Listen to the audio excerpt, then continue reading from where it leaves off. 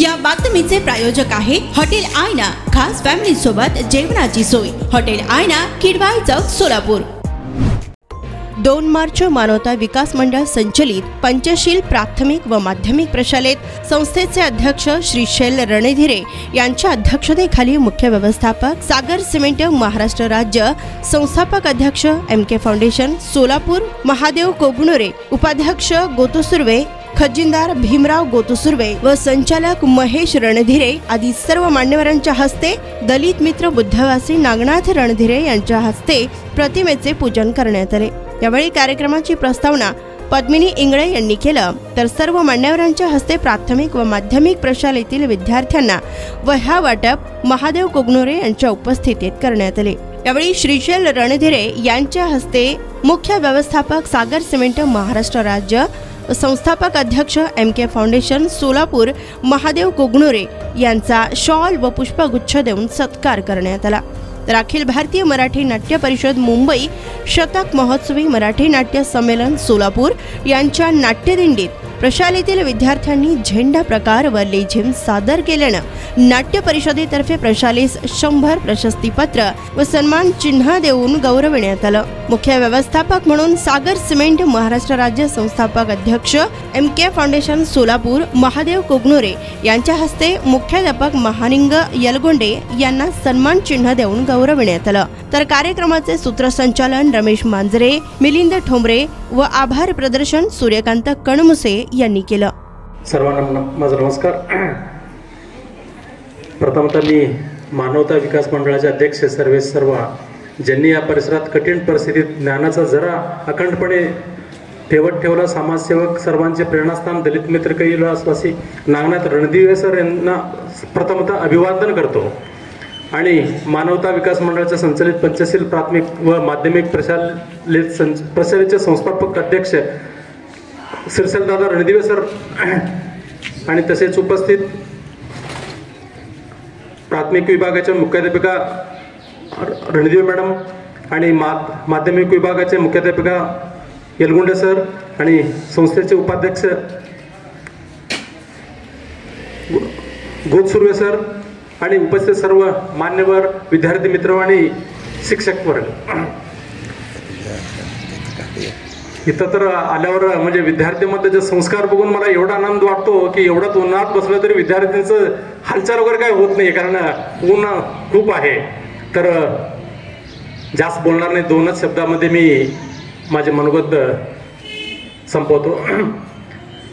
Sir, विद्यार्थ्यांना एवढंच मला ह्या माध्यमातून सांगायचं आहे की आपल्या आई वडिलांचं जे त्याग आहे की प्रत्येक, आता तुम्हाला माहिती असेल तुमचे आई वडील काय करतात, कुठं तर कारखान्यात जात असतील, कुठं तर काम करतात ना, तर त्यांचा एक इच्छा असतो की आपले मुलं शिकावं आणि आम्ही जे म्हणजे कष्ट घेतोय ते मुलं म्हणजे चांगल्या पदावर जाऊन आनंदित राहावं, हे प्रत्येक आई वडिलांचा एक इच्छा असतो। त्या माध्यमातून प्रत्येक विद्यार्थी त्यांचा त्यागाचा विचार करून आपण प्रशालेमध्ये येऊन चांगले मार्क्स मिळवणं, पण प्रत्येक विद्यार्थी फक्त शाळेत न घेता कित्येक विद्यार्थ्यांना पुरस्कार मिळाले, तर आपण कशात आपल्याला म्हणजे यश मिळणार आहे, म्हणजे आपल्या आवड निवड, कोणी क्रिकेटमध्ये खेळामध्ये उत्कृष्ट असतो, कोणी म्हणजे गायनामध्ये असतात, कोणी संगीतामध्ये, प्रत्येकाने आपापले म्हणजे आवड निवड ओळखून शिक्षकांना आणि आपल्या आई वडिलांना सांगितलं पाहिजेत। आणि सगळ्यात महत्त्वाचं म्हणजे प्रत्येक विद्यार्थ्यामध्ये संस्कार पाहिजे, ते तर आपल्यामध्ये आहे। आणि आता माझ्यामध्ये 9वीचे विद्यार्थी म्हणून असतीलच, पण 8वी 9वीच्या विद्यार्थ्यांना एवढं सांगतो की आपण फाउंडेशन जर मजबूत केलं समजा, तर पुढे आपल्याला उच्च शिक्षण घेण्यामध्ये जसं 11वी 12वी नंतर जे अडचणी येतात ना, ते तुम्हाला काही अडचण येणार नाही। तर मी तुम्हाला दैनंदिन जीवनामध्ये एक 5 गुरुमंत्र देतो, ते आपण अंमलात आणलं तर आपल्याला जे म्हणजे आपण जे ध्येय फिक्स केला ते ध्येयपर्यंत जाण्याला काही हरकत म्हणजे अडचण येणार नाही। पहिले तर प्रत्येक विद्यार्थ्यामध्ये शिस्त असायला पाहिजे, ते तर आता आपले म्हणजे सरांच्या म्हणजे काय म्हणतात की अध्यक्षतेखाली व्यवस्थित आहे, शिक्षकांचे मार्गदर्शनानुसार सगळे विद्यार्थ्यांमध्ये चांगले गुण आहेत, म्हणजे शिस्तपणा आहे। आणि दुसरी गोष्ट, प्रत्येक विद्यार्थ्यांनी लहानपणापासूनच ध्येय फिक्स केला पाहिजे, तर ते ध्येय फिक्स केलं तर त्या माध्यमातून आपण जाऊ शकतो। दुसरा गुरुमंत्र झाला ध्येय।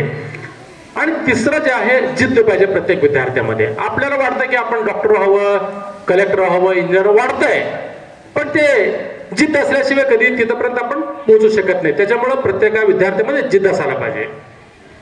आणि चौथा जो आहे नियोजन. आता मी तुम्हाला सांगतो, मी लहान असताना सर आमचे वडील चुरमुरे विकत होते, चुरमुरे. आता चुरमुरे विकत असताना कधी कधी चुरमुरे शिल्लक राहिले, समजा मला सांगत होते वडील, मी 6वी-7वीत असताना कन्नडमध्ये सांगत होते की माझ्यावर थोडे, म्हणजे तुम्हाला मराठी सांगतो, कन्नड समजत नसेल, ते 2-4 दुकानामध्ये तो चुरमुरे विकून ये म्हणून. म्हणजे असं नाही की मी चुरमुरे विकल्यावर दुसऱ्या दिवशी शिक्षकांना सांगणार, सर काल आमच्या वडिलांनी चुरमुरे विकायला सांगितले होते म्हणून मी अभ्यास केला नाही, असं सांगायचं नाहीये. त्याला म्हणतात नियोजन. आता तुम्ही इथं गेल्यावर तुमचे आई वडील काही पाणी भरायला सांगत असतील, कुठल्या दुकानात जायला सांगतात ना, तर त्याच्यात सुद्धा शिक्षकांनी जे आपल्याला अभ्यास दिलेला असतात ते करून, म्हणजे घरातले कामं पण ऐकायला पाहिजे, त्याला म्हणतात नियोजन. आणि 5वं सातत्य. आता आपल्याला 9वीच्या विद्यार्थ्यांनी ठरवलं, 10वीचे नसतील ना इथं, 10वीचे तर एक्झाम चालू आहेत, 9वीच्या विद्यार्थ्यांनी ठरवले आम्हाला 90% घ्यायचे. तर आपण काय रोज अभ्यास करायला पाहिजे का आठवड्यात एका दिवस? हा, म्हणजे 5वं सातत्य पाहिजे.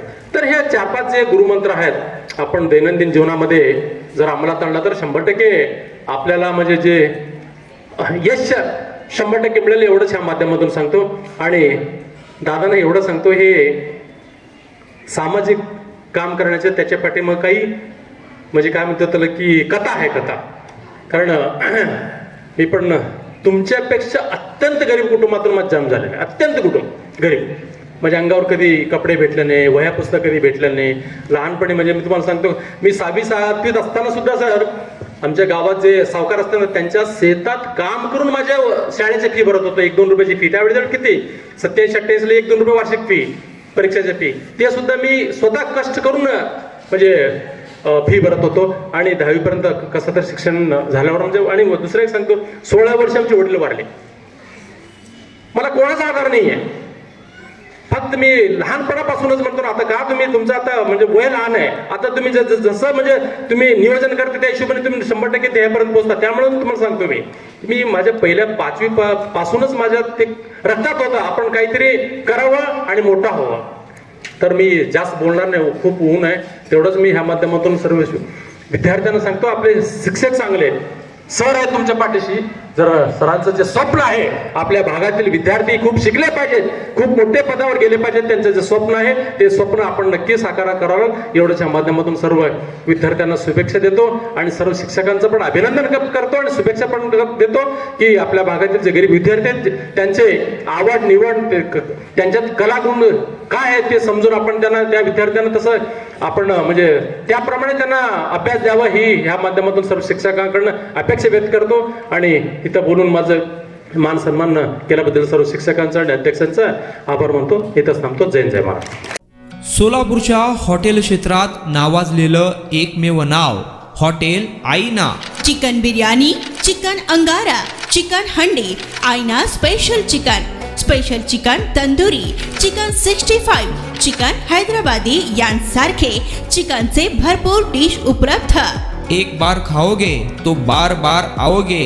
फॅमिलीसाठी खास चिकन बिर्याणी पॅक मिळेल, पार्सलची सुविधा, खास फॅमिली सोबत बसून जेवणाची सोय फक्त हॉटेल आईना मध्ये. सोलापूर शहराच्या मध्यवर्ती ठिकाणी असलेलं प्रसिद्ध हॉटेल आईना. टेस्टसाठी एकदा अवश्य भेट द्या. आमचा पत्ता किडवाई चौक सोलापूर. ऑर्डर व बुकिंग साठी संपर्क मुस्ताक शेख 9975 46 67 20 आणि 7972 05 50 22.